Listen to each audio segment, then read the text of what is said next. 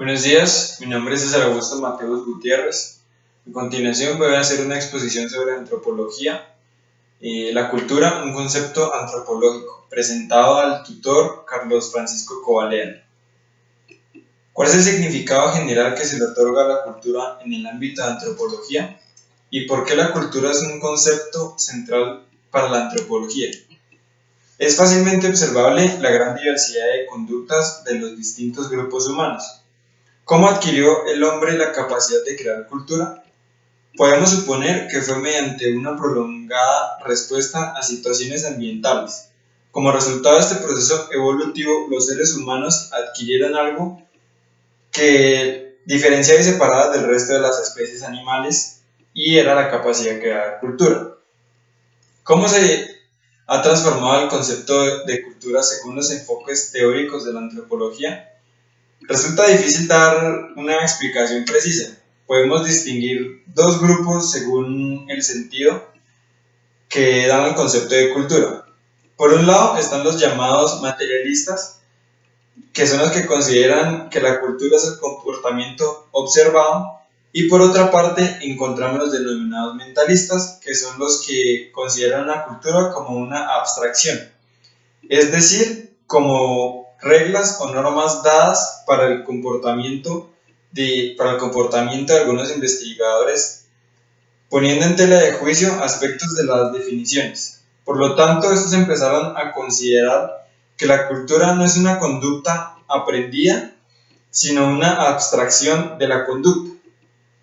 Por eso suponen que la cultura solo existe en el intelecto. Todos los aspectos de la cultura de un grupo determinado responden a un modelo único.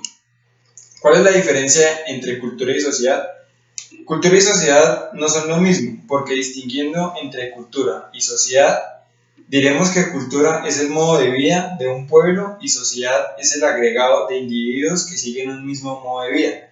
En este proceso de socialización, donde el hombre va a ir aprendiendo en parte los rasgos característicos de su propia cultura, sobre todo los modos de comportamiento respecto a los demás. ¿Cuál es la definición de enculturación, relativismo cultural y etnocentrismo? La enculturación hace referencia al aprendizaje tanto consciente como inconsciente, por el que las generaciones más jóvenes adquieren los conocimientos sociales y modos de comportamiento de las generaciones mayores. Todas las personas integradas en una misma sociedad experimentan la enculturación y mediante este proceso es como las culturas se mantienen en continuidad. El relativismo cultural afirma que los valores del bien y del mal y los elementos adaptativos son relativos a cada cultura. Para el relativismo cultural, toda costumbre sería válida dentro de su propio asiento cultural, pero no podría transmitirse a otras culturas porque perdería su sentido original. El relativismo supone como último término que toda pauta cultural es tan digna de respeto y valía como las demás. El etnocentrismo entendemos que es la tendencia a considerar el modo de vida propio preferible al de los demás. El etnocentrismo es la manera en que valora su propia cultura por encima de las demás. En este sentido es muy interesante los relatos místicos sobre el origen de las diversas razas. Muchas gracias.